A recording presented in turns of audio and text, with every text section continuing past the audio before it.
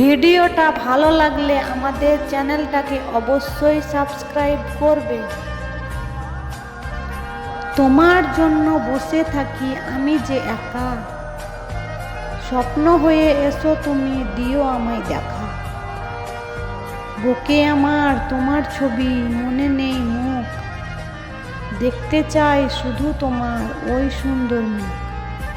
চোখের আড়াল হতে পারি, মনের আড়াল নয়, মন যে আমার সব সময় তোমার কথা কয়।